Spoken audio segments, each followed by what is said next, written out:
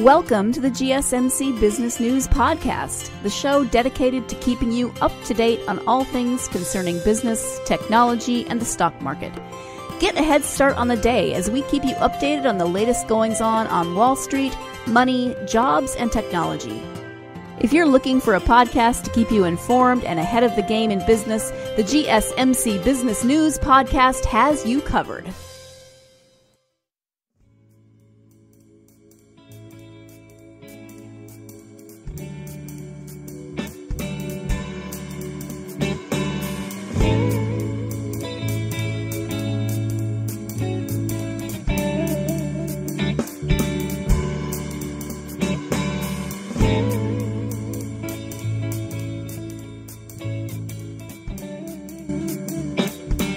Welcome. You are listening to the GSMC Business News Podcast, brought to you by the GSMC Podcast Network.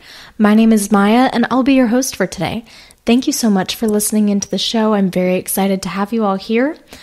We have a lot of really interesting stories to go over for you guys today.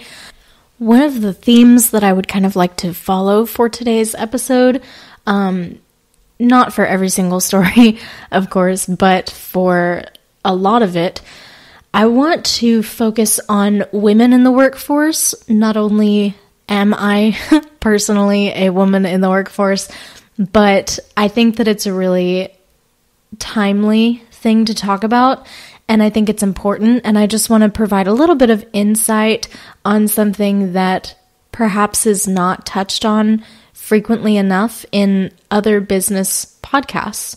So today we will talk about a handful of events that are going on in women who are working in a variety of different fields of business. So some of these women, of course, are going to be involved in sports, which is a huge reason why it's making headlines and is coming up as something that's considered news. Not all of them are in sports, but we will be talking about a couple of women who are making very bold moves in sports business. So the first person that we would like to discuss is named Alyssa Nakken, and she has been hired as the first ever full-time female Major League Baseball coach. This was a recent move that was made by their manager, Gabe Kapler. And when he hired her, first off, she wasn't the only hire. There was Alyssa and another assistant coach. They are both hired as assistant coaches. The other person who was hired alongside her to work as an assistant coach is Mark Hallberg. So both of them do have quite a bit of background, actually, in the baseball industry. But Alyssa is, of course, the person that I would like to focus on. This has been a historic move on behalf of MLB and on behalf of sports in the United States. So we have a lot of pride in her, and I'm very happy for her making these moves. So let's talk a little bit about her background. Alyssa Nakken is her name. Alyssa did her undergraduate degree at Sacramento State, and while she was there, she played softball for their team, and she was a very successful softball player at Sacramento State. She was a 3-time all-conference first baseman. I do think it's kind of interesting that she's still called a baseman, even though she's a woman, but maybe it's a little excessive to go for the base woman. I don't know, base person. So anyways, she was 3-time all-conference first baseman for Sacramento State for their softball team. And then she was also 4-time academic All-American player. So these are both super huge accomplishments, just starting off the bat, no pun intended. But that was just from her undergraduate degree. Then she graduated from Sacramento State in 2012, and she further pursued her master's degree in sports management from the University of San Francisco. And of course, while she was at San Francisco, she was working for their baseball team as well. She graduated with her master's degree in 2015, But the year before that, beginning in 2014, she had already secured herself an internship working for the Giants. So with the Giants, with this internship, she was working on developing, producing, and overseeing their health and wellness initiatives for the Giants. So she had already gained quite a bit of background in the field before she began even looking at a position as a coach for the team. And obviously she has the credibility, she has the knowledge, she has the skill, and she has the likability in order to gain a position like this. So she actually was not the only woman to be considered for this role. The other person who was considered as a coach for the Giants team was also Rachel Balkovich, who began working as a minor league hitting coach in November of 2019. And it looks like she was also applying for the position of a coach, or assistant coach rather, for the Giants, but Alyssa was the one who was ultimately decided upon. The manager of the team, again, is named Gabe Kapler, and he gave a brief quote to Sports Illustrated regarding Alyssa and Mark, and he said, quote, "Alyssa and Mark are highly respected members of the organization, and I'm delighted that they will now focus their talents on helping to build a winning culture in the clubhouse," end quote. And a lot of his interview, just briefly, was basically about creating an atmosphere of extreme positivity and not just a feeling of a team, but really focusing on a unity of the people involved. So he was honestly not super focused on discussing the fact that Alyssa was the first woman to be hired as a coach in Major League Baseball.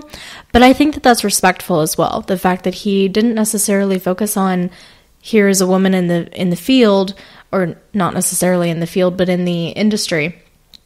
And he kind of overlooked that, but in a good way, because as he overlooked that, it really did treat her with the kind of respect and dignity that was deserved. And instead of focusing on things like this, he focused on what her selling points are, what her strengths are, and focusing on them as a team, Alyssa and Mark together working as assistant coaches, and the goals that they're going to be aiming towards as assistant coaches. Now, in the past, the MLB was under a little bit of scrutiny about diversity, and I kind of emphasize a little bit because it really does depend on where you're coming from, but the Institute for Diversity and Ethics in Sports released a report for 2019 that gave sort of a grading system to different sports leagues as far as their diversification and their ethics, of course. So Major League Baseball actually fell relatively low on the scale and only earned a grade of a C. That is even lower than the NFL and the NBA, which is a little bit surprising to me, actually, just considering the cultures of these sports. But it turns out the NFL actually received a C+, so just a little bump above the MLB. And then the NBA received a B. So, I mean, this is a little bit surprising to me, but it's not completely out of line. It looks like in the MLB, women only make up 30% of their workforce. So that's a stark number. It's a surprisingly low number of women working in the MLB. So after kind of going through all of this for you guys, why is this important to a business news podcast? Why are we not focusing on a sports podcast and something that's so heavily focused on the MLB? The reason is because this is not about a team player. This is not Alyssa working as an athlete. This is Alyssa working as a coach. It's her working her way through her experience, her education, her credibility up into a high-level position as a businesswoman and as somebody who is working really through this very complex industry. So I just wanted to bring that to the forefront because I think that it's very important to focus on her accomplishments as somebody who's working as a businesswoman. And that's very important to culture and society. So we're very happy for her, and I'm excited to see her work, and hopefully she'll be able to take some initiative and do really great things with the team. So again, we are going to focus a little bit on women in the workforce for today. So we just focused a little bit on Alyssa Nakken, who is the first ever full-time female MLB coach. Congratulations to Alyssa. And up next, after the commercial break, we will be talking about Jen Welter, who was hired in 2015 as the first female NFL coach, and her upcoming appearance on the video game Madden. So hang tight during the commercial break, and we'll be right back.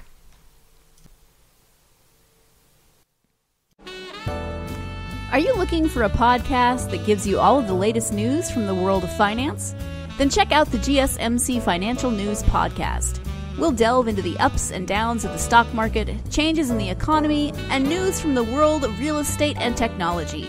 From breaking news on the New York Stock Exchange, NASDAQ, or the overseas market, to updates on the bond market, if there's money to be made, we'll cover it on the GSMC Financial News Podcast.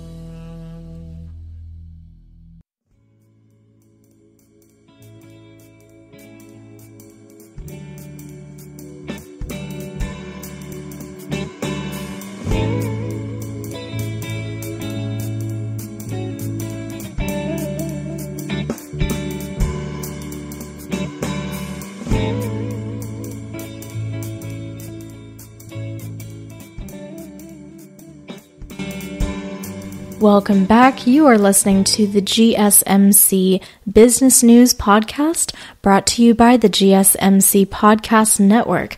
My name is Maya. Thank you so much for listening in today. We're very happy to have you with us. So we just finished up talking a little bit about the MLB's recent hire, Alyssa Nakken, who is the first ever full-time female MLB coach. Congratulations to Alyssa, and thank you for breaking waves for us. So now I'd like to talk a little bit about Jen Welter, who was hired in 2015 as the first female to coach in the NFL. And that in itself is not news. Obviously, that's been around for 5 years. But at this point, Jen has made an appearance on the video game Madden, which for anybody who may not be familiar with Madden, it is a video game that essentially simulates playing football. Now, Welter has made an appearance in the game as a coach. Just like in real life, she is a coach for the NFL, but in the game, she also makes an appearance. And this is such an interesting thing. For some people, they thought, oh, this is another publicity stunt. For example, when she was hired for the Arizona Cardinals in 2015, a lot of people thought that it was a publicity stunt. And there might be a little bit of that feeling around her making an appearance in Madden as well. But I actually don't think so. I think that it goes deeper than that. So let's back it up a little bit and talk about when she first was hired by the Cardinals in 2015. And we'll actually take it a little further back. But like we said, a lot of people actually looked at her being hired as the first female coach in the NFL, and they thought, oh, this is a publicity stunt. This is just them trying to say something about their ability to have equality and their understanding of women and all these kinds of things. So it was not necessarily taken seriously, even when she was hired as the first NFL female coach. However, Welter had a lot of experience with football for most of her life. She won 2 women's championships with the United States, and she was a running back for the Texas Revolution of the Champions Indoor Football League. And playing as a running back for this league was kind of a big deal because it made her the second woman to play a position on a professional men's football team that was not the position of kicker or holder. So there had been a handful of women who had played on this league or on professional men's football leagues, and they typically had played positions like kicker or holder, but Welter was only the second woman in history to play a position on a professional men's football team as a running back, or as anything that was not a kicker holder. She also holds a master's degree in sports psychology and a PhD in psychology. So not only does she have a very strong background in football, but she also has a very strong educational background. And I would go so far as to say she really knows what she's talking about, and she's certainly qualified for the position. So why is it important that she's making an appearance in a video game? This is a big deal for a handful of reasons, and actually Welter talks about it herself, speaking to a forum recently about diversification in football and in business, and she talks about how essentially women are not represented in the sense that they can see themselves in this game. So even if you are theoretically marketing towards women for, let's say that, because there are women who want to play video games. Let's put that out there as a baseline. Moving forward from that basic point, it is very difficult to market a game to women that doesn't show women in the game. It's almost like a sin of omission at this point, because you're losing a significant amount of potential marketing and potential business simply by not having those people represented. So her point in this forum was essentially what we just said right now, was basically because you don't see women in the game as players, you don't see them as sidelines, you don't see them as coaches, anything.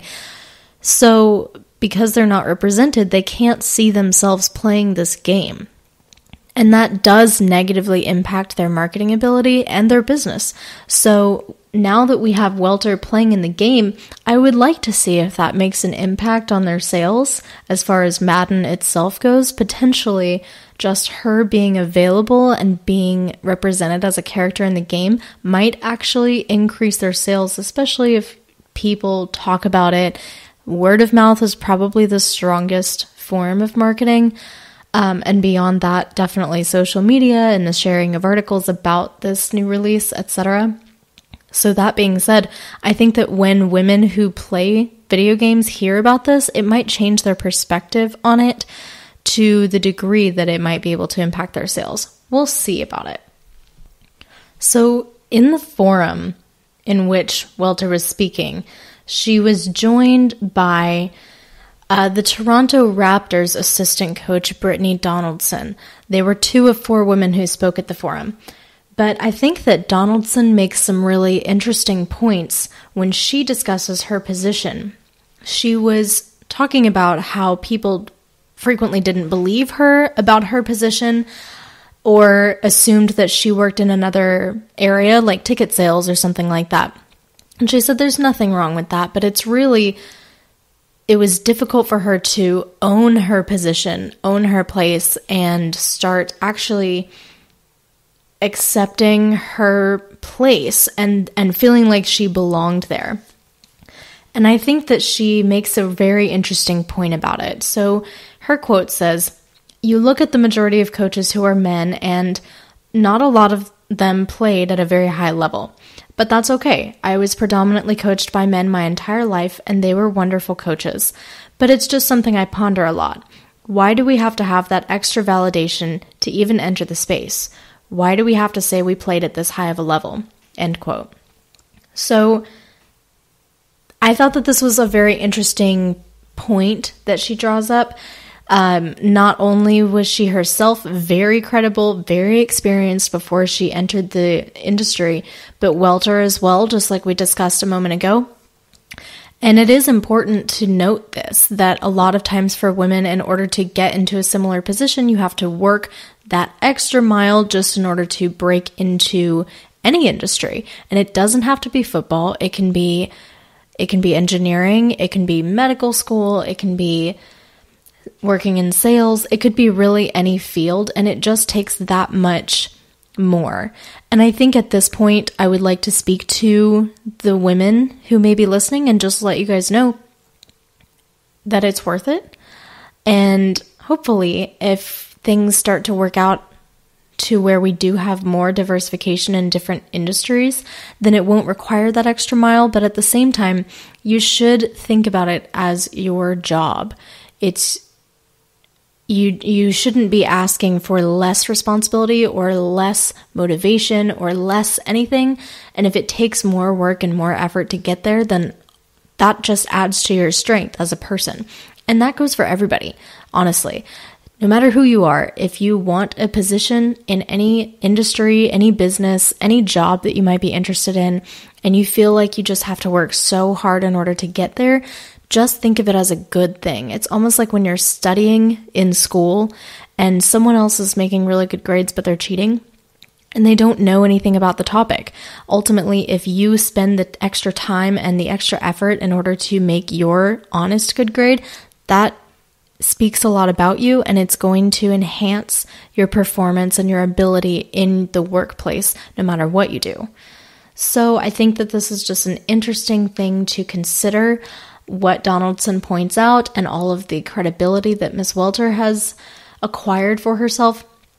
And now that we see her being represented on Madden, I think that it might have an impact on the future of people and women who are working and trying to get to a certain position, because when we see more representation, we have the ability to hopefully break some barriers and see more diversification in the workplace and strengthen our workplaces, strengthen the marketing capabilities, strengthen the sales, strengthen the unity of people together who are working in order to build a better business and a better environment. So this will wrap up our story for today, the second story regarding sports business. So we are done with sports business, but we are not done with ladies. So next, after the commercial break, I want to talk about the female executive from Marriott who is teaming up with Airbnb, and she's going to take an interesting new approach to hospitality in merging Airbnb with Marriott. So stay with us after the commercial break and we'll be right back. Do you work in the world of marketing and advertising? Are you a media buyer or the owner of an agency? Have you been looking for a podcast to help stay on top of all the goings on of those worlds? The GSMC Marketing News Podcast is dedicated to keeping you up to date on all things concerning marketing and advertising. Get the latest marketing news, from what major businesses have planned for the coming year to the newest trends in advertising, from podcasts, digital and streaming, to the old standbys of radio, television, and billboards. The GSMC Marketing News Podcast has you covered, whether you're a marketing agent or a business trying to expand your brand.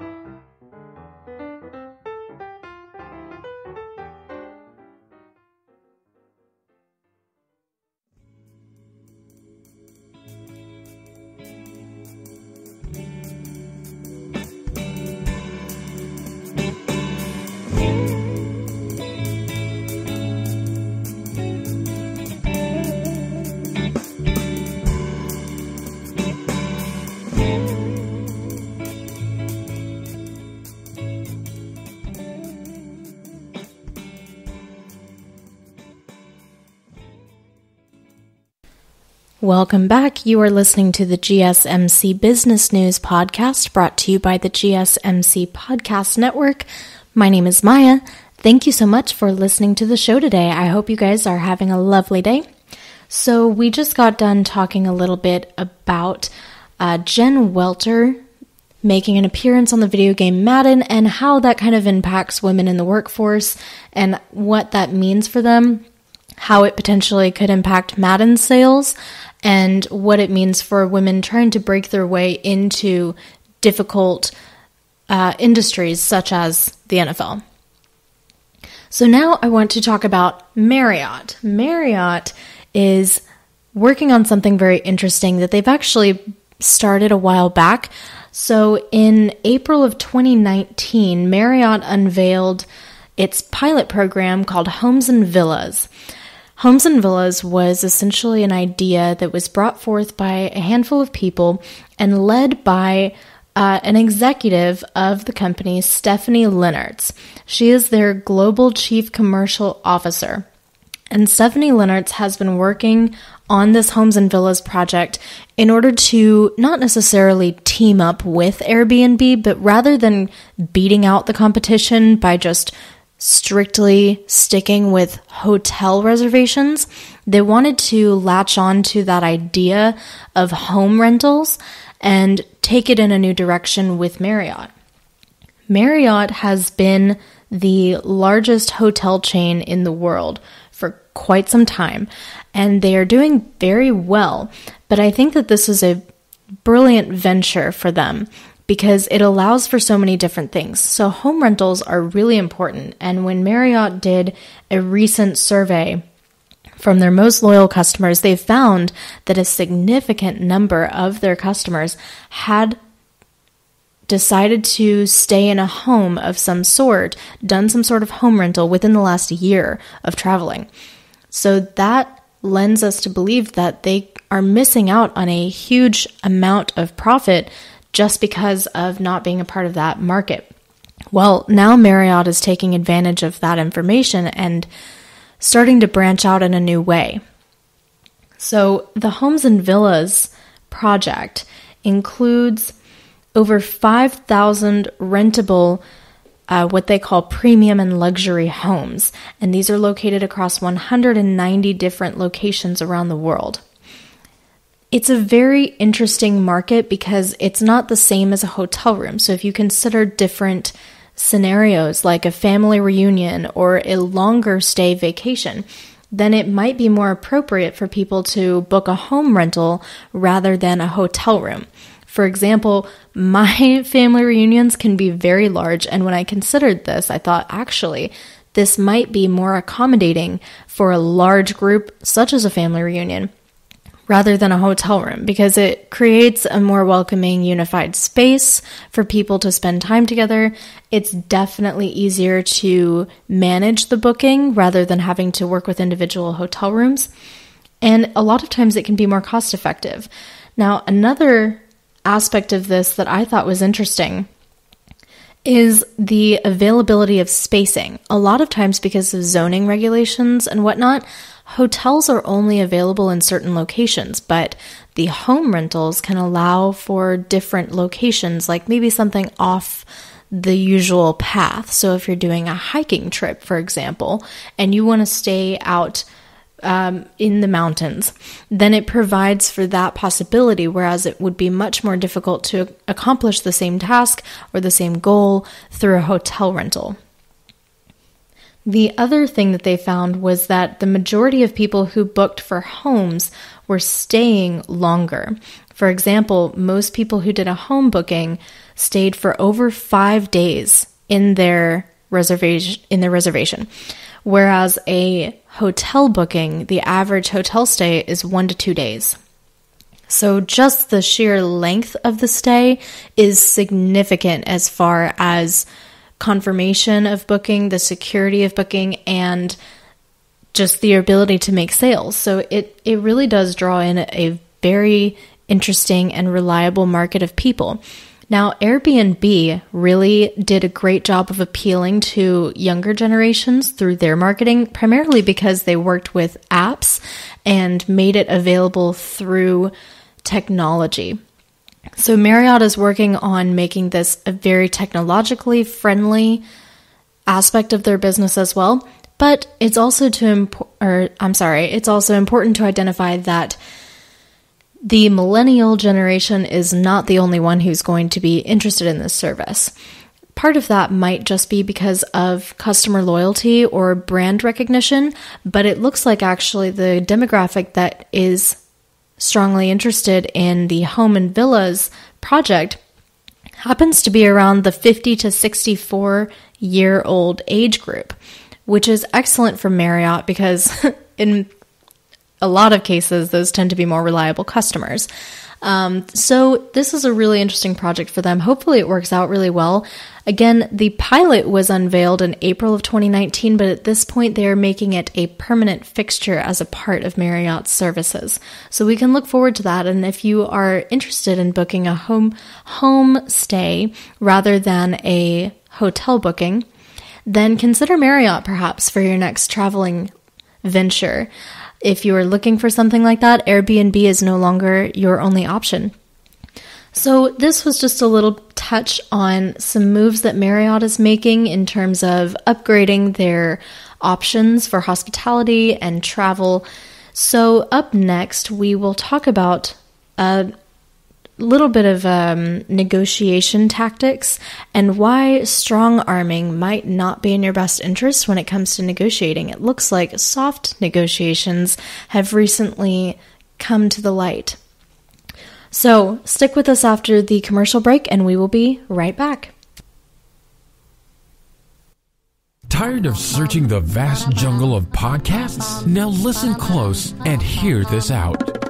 There's a podcast network that covers just about everything that you've been searching. Hey! The Golden State Media Concepts Podcast Network is here. Nothing less than a podcast bliss with endless hours of podcast coverage. From news, sports, music, fashion, cooking, entertainment, fantasy, football, and so much more. So stop lurking around and go straight out to the Golden State Media Concepts Podcast Network. Guaranteed to fill that podcast itch. Whatever it may be. Visit us at www.gsmcpodcast.com. Follow us on Facebook and Twitter and download us on iTunes, SoundCloud, and Google Play.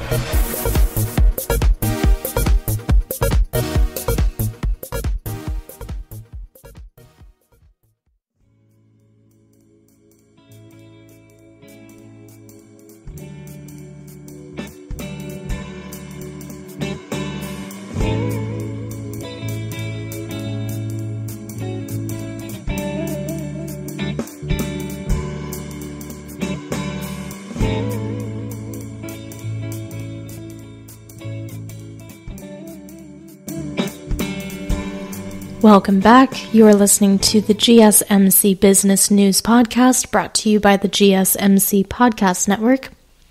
My name is Maya. Thank you so much for listening to the show today. So we just wrapped up a quick story about Marriott and how they are taking on some new projects with their Homes and Villas project that allows them to reach out into the home rental aspect of hospitality marketing, and allows them also to compete with Airbnb on a certain level. So now we want to talk about some negotiation tactics. So this, I think, is useful advice for anybody, anywhere, whether you see yourself as a negotiator or not. Fundamentally, almost every interaction that you have in a business setting is going to be a negotiation of some sort. Even if you are asking a coworker to hand me some files, or can you make some copies of this, or anything. You might be asking for a raise. You might be hiring somebody and negotiating their hours or their terms of hiring, terms of employment. There are so many situations in which we're negotiating, even those situations in which we don't approach it with the negotiation mentality. So I think this is a very interesting thing to discuss here. So let's begin. We have a couple of people, Maurice Schweitzer and Inav Hart. Both of them are researchers and professors who work for Wharton, and they conducted a study that yielded a paper. And in this paper, it's called Getting to Less When Negotiation Harms Post-Agreement Performance. In this paper, they discuss their experiments, how they conducted the experiments, and what the results were.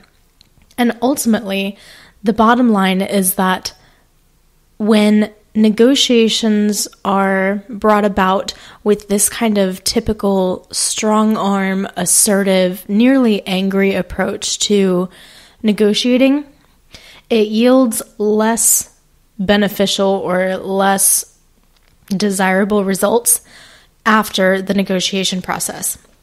And really, the fundamental message here is that the way that we go about negotiating is just as important as what we gain from the negotiations. So if our goal is to, for example, settle on a price for a product that's being offered. Let's say that you are trying to offer a product to a vendor and you want to sell to them for a certain price, and you want to make the best profit, of course, that you can, but they would prefer to purchase for a lower price because that affects their profits. That's a basic example. If we put it into this situation, we really need to focus during this negotiation process equally on the relationship that we're forming and the terms of the agreement. So not only are we looking for the best deal, the best terms, etc., we want the negotiation to result in terms that are going to benefit us. But we also need to put in a little bit of foresight into the relationship that we're building and how it's going to play out in the future. Because really, a lot of literature at this point that describes negotiations focuses on winning, on getting the best deal for yourself, focuses on getting the bigger piece of the pie. But a lot of them don't focus on the relationship and the future business that's going to ensue after the negotiation. They stop at the point of, did you win or did you not? And really what we're looking at from Wharton's experiments is the behavior that ensues after negotiation and how it affects the business relationship.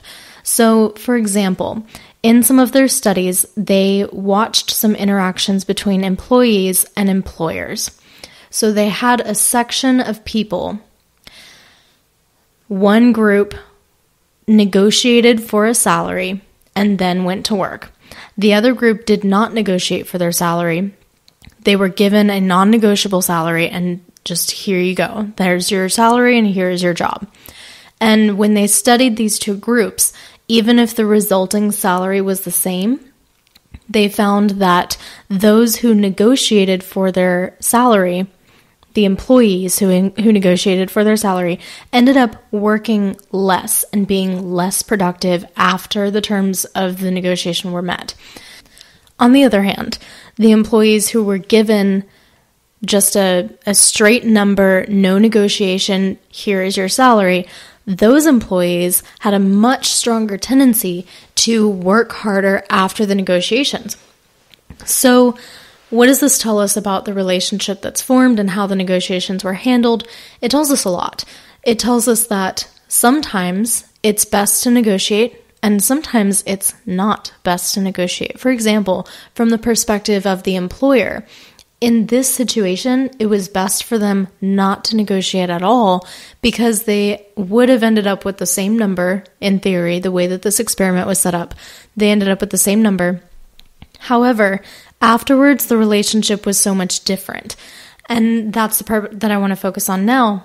The relationship between these two people is significantly altered by not only the fact that there was or was not a negotiation put into place, but also how the negotiation went about. The negotiation and the conversation that goes on between two people in this kind of interaction is very, very important. So when you have this employee-employer situation, for example, the employee no longer thinks, okay, I am an employee and here's my boss, and we have a working relationship. If they enter into negotiation over their salary, then potentially the reason why they end up working less or less efficiently could be because they no longer see this person as a working relationship, but they see it as a competitive relationship. And when you change that dynamic, it can change the structure of how they view their workday. So we need to put a little bit of forethought into place in that situation. And that could be the case not only with a regular employee, but it could be maybe a babysitter or a plumber or anybody who you have that kind of interaction with. We can also look at this in more structured negotiation terms. So for example, you work out a business deal. Let's go back to the seller and the vendor, right? So I suppose you could say a distributor and a vendor. So if the distributor is trying to present their product to the vendor and both of them are negotiating prices, you eventually come out to rebates, prices, terms of agreement, all of these things, and all of the logistics that go into it. So there's a lot of different aspects of this deal, right? When you have a very difficult negotiation process and perhaps two people who go by the same classic literature on negotiations, which is to come in, be assertive, start with a high number, maybe assert a little bit of anger in your conversation. When you have an interaction like this, it creates a different working relationship from that point forward. So perhaps you actually do end up with the terms of agreement that you set out to achieve. But from that point on, do you have a good working relationship? Do you have respect between those people? Do you have a flow of business that is desirable between the two parties involved? These are all things that Wharton is looking at, and I think that they drew a lot of conclusions that were very useful in analyzing the way that people work together, because when we come up with their research, it turns out that it very frequently is more beneficial to come at things from the approach of a long-term vision, rather than simply aiming for the bottom line negotiation benefits that you're looking for, rather than just looking for the terms of the deal that you're seeking. They discovered that it was much more beneficial in the long run to consider forming a relationship rather than simply starting an argument or trying to achieve what you want out of a conversation. So that hopefully was a little bit of helpful advice, something to kind of tumble over in your brain for a little bit for a couple of days. We have another commercial break coming up, and when we come back, I want to talk a little bit about the CES of 2020. Last episode, we talked about this just a little bit, and some of the innovations and new technology that Samsung was bringing to the table. So this time, I would like to talk a little bit about some cars and brands that are really testing the boundaries of innovation. So stay with us during the commercial break, and we'll be right back to talk about the CES of 2020. Are you tired of the same old news? Are you sick of the seemingly endless political spin and negativity? The GSMC America Still Beautiful podcast is a weekly news podcast covering all the top positive and uplifting news stories. We cover stories that will inspire, uplift, and remind you of the good in the world. Tune into the Golden State Media Concepts America Still Beautiful podcast to get all the great and positive news stories of today. Download the GSMC America Still Beautiful podcast on iTunes, Stitcher, SoundCloud, Google Play, or anywhere you find podcasts. Just type GSMC in the search bar.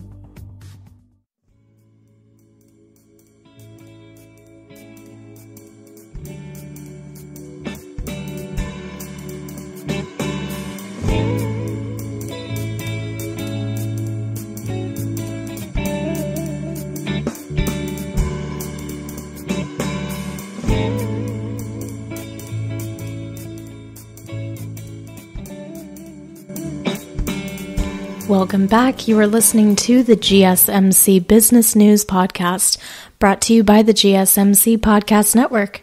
My name is Maya.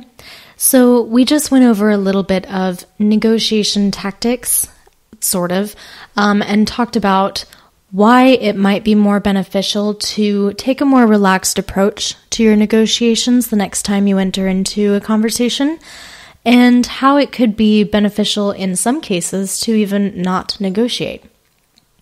So next, I want to follow up on the Consumer Electronics Show, as CES, as previously referred to. The Consumer Electronics Show of 2020 just took place, and in the last episode, we talked about some potential things that Samsung was bringing to the table at the CES of 2020. And Samsung brought some very interesting things like an AI kind of infused technology that could help you type on a QWERTY keyboard on your smartphone. And it basically just read your fingers' movements and converted that movement to an input on the phone that would allow the QWERTY keyboard to be utilized on the phone. And you could use it on a phone, a tablet, even a laptop.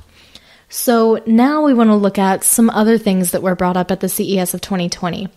I want to go over a couple of different cars that were brought up.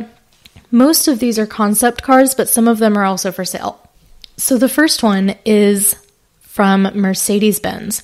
This one is Out of the ones that I saw, the most intriguing and has some really wild elements to it. So let's take a look.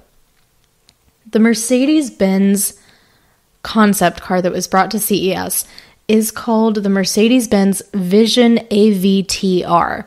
And this car is really incredible. It does some things that I don't thoroughly understand from a technology perspective, just simply because it's so innovative and I'm not sure how they made it work. But essentially, this car is trying to merge human and machine into one. And it's quite incredible. Somehow, the car will recognize the driver or the user by their heartbeat and breathing patterns. So when you enter the car, it recognizes you and it picks up on your body based on, just subtle things like that. Then you have a menu of sorts that is projected somehow onto the user's hand, onto the driver's hand. So on the palm of your hand, a menu is visible. And then by mere thought, the driver is able to select through the menu and give different instructions to the car. So I don't know if it's thought-based or if it's based on movements on the palm. I'm not entirely sure, but the goal here is so that the driver can utilize simply thoughts. They're recognized by the machine, and then they use their thoughts in order to direct the car. This is really wild to me. Never heard of anything like this, but it sounds incredible. And I would love to see if it actually functions smoothly. And I don't think that this is going to be street legal for any period of time. But it would be very interesting to test the safety protocols on this and see how efficient it is, how smooth the technology is, as far as reading thoughts from a person and converting that into driving a car. It's pretty incredible. The other thing that it does, which I love this, the wheels can turn up to a 30-degree angle so that the car can essentially drive sideways. This is something that I've been thinking about since I was a child, because I would always park in one parking space and, I wish that I could slide over because somebody just moved into, wherever, or they just left the space next to me.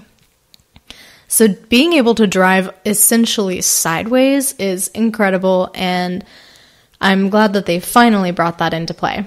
This Mercedes car was also designed with the creators of Avatar 2, which is being released later this year. So that kind of gives you a little bit of a feel for what the car might look like. It's incredibly futuristic looking. It's got glowing lights on the inside and on the outside.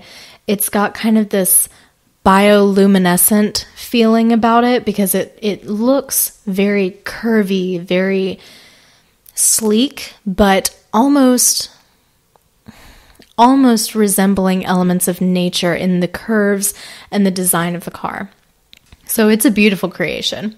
So the second one that I want to talk about is from Fiat. This is the Fiat Centoventi. This number means 120 in Italian, and it's kind of a celebration of Fiat's 120th anniversary. So this car is really focusing on customization. It's very interesting because it comes as almost like a blank canvas of a car. It's just silver. It has the same basic body design as most Fiats that you might see on the road. So it's not super shocking as far as the initial face value of it, but the customization process that they incorporate is very interesting. So when you purchase the car, you have a blank, like I said, blank canvas of a car. And then you also have a combination of panels, bumpers, etc. that you can change out. And every person who purchases this car gets 4 different color combinations on top of the blank canvas of a car. So you have all of these different ways to customize the car. Then on the screens well, I shouldn't say screens, on the windows of the car. They essentially incorporated a screen so that you can have sort of like a high-tech interchangeable method of displaying perhaps like a bumper sticker or some sort of message on the window of the car that's visible only from the outside. The final car that I want to describe quickly is coming from Sony, which is interesting because Sony doesn't typically produce cars. And unfortunately, this one is not really planning to be mass produced, even though it is designed to actually be used on the road.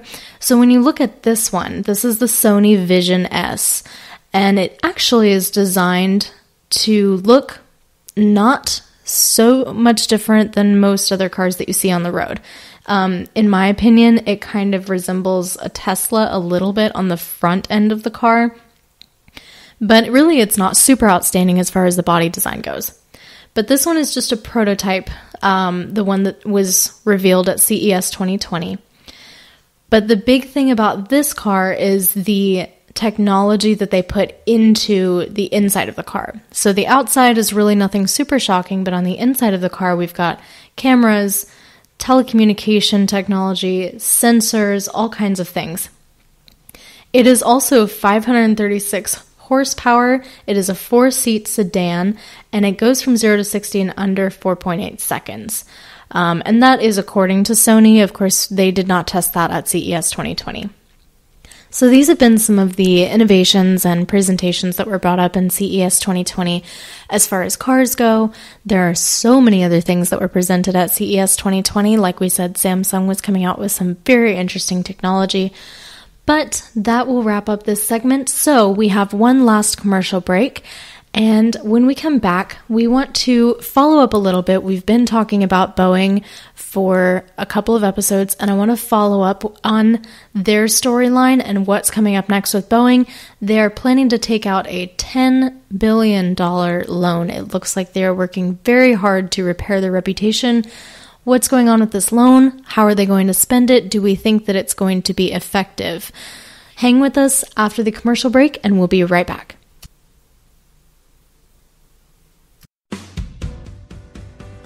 The Golden State Media Concepts Travel Podcast, the show that gives you advice on everything travel. We explore places you've always wanted to go, as well as giving tips for traveling in those places. We'll give you advice on the best sites for travel tips, information, and discounts. Join us as we travel the world, explore cultures, and meet new people. The Golden State Media Concepts Travel Podcast has got you covered. Download the GSMC Travel Podcast on iTunes, Stitcher, SoundCloud, Google Play, or anywhere you find podcasts. Just type GSMC in the search bar.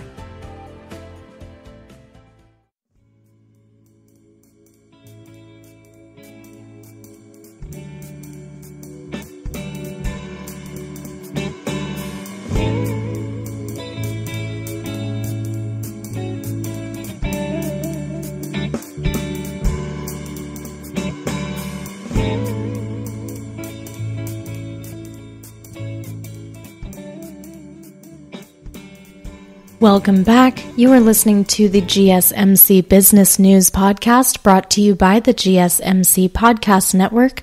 For the last time today, my name is Maya. Thank you so much for sticking with me through today's show. I hope that you have found all of our information to be interesting today.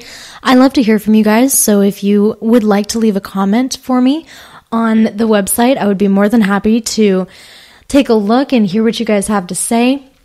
So we just talked a little bit about the CES, that is the Consumer Electronics Show of 2020, which just recently took place. And we talked about a couple of the very exciting new cars that were presented during the show.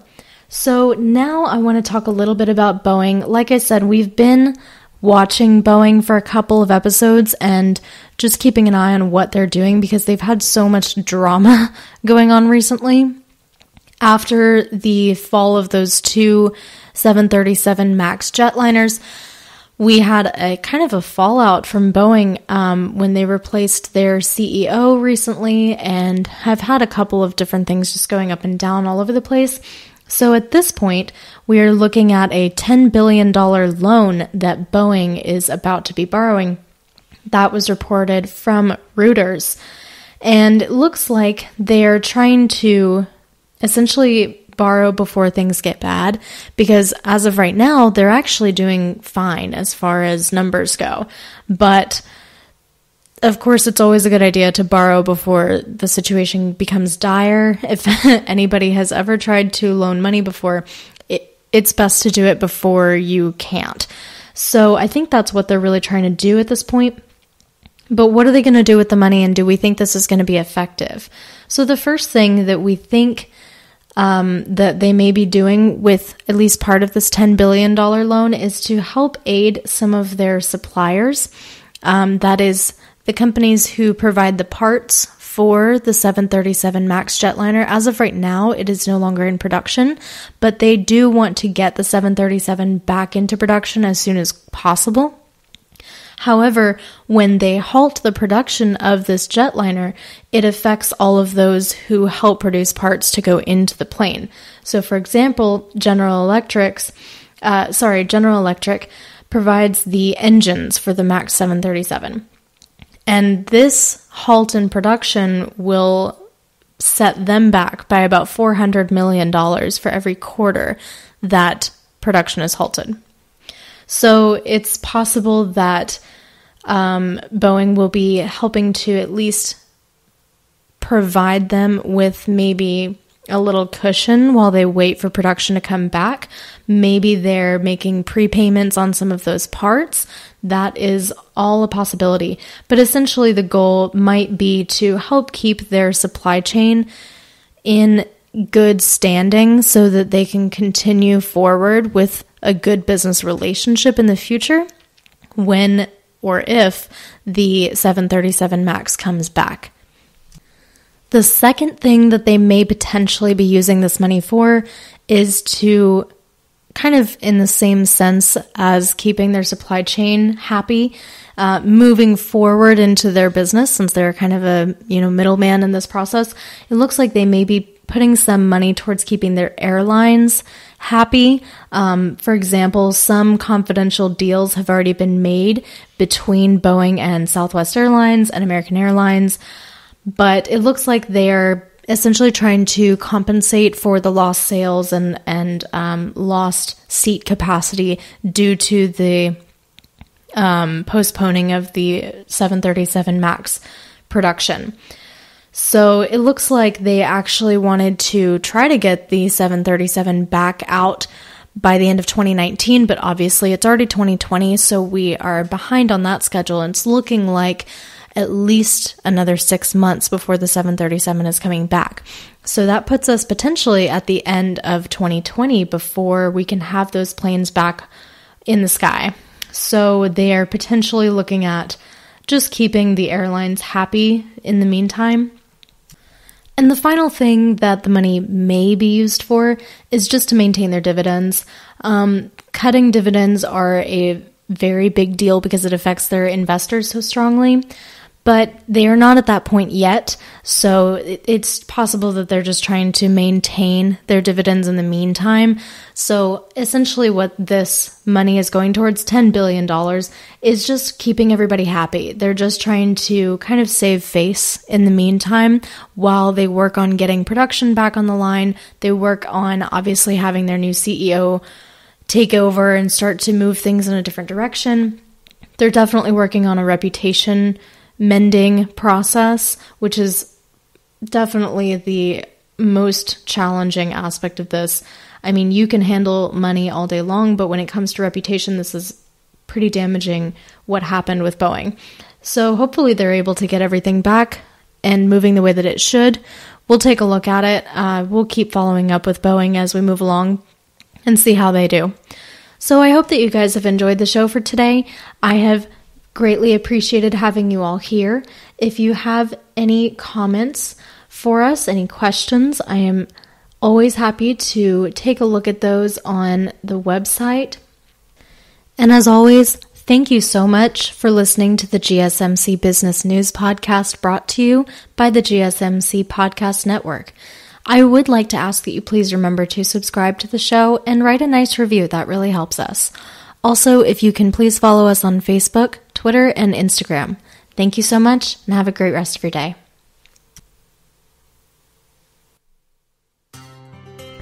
You've been listening to the GSMC Business News Podcast, part of the GSMC Podcast Network. You can find this show and others like it at gsmcpodcast.com. Download our podcast on Apple Podcasts, Stitcher, SoundCloud, and Google Play. Just type GSMC into your favorite podcast app to find all of the shows from the GSMC Podcast Network. From movies to music, from sports to entertainment, from business news to weird news. Please subscribe to the podcast and follow us on Twitter and Facebook. Thank you, and we hope you have enjoyed today's podcast.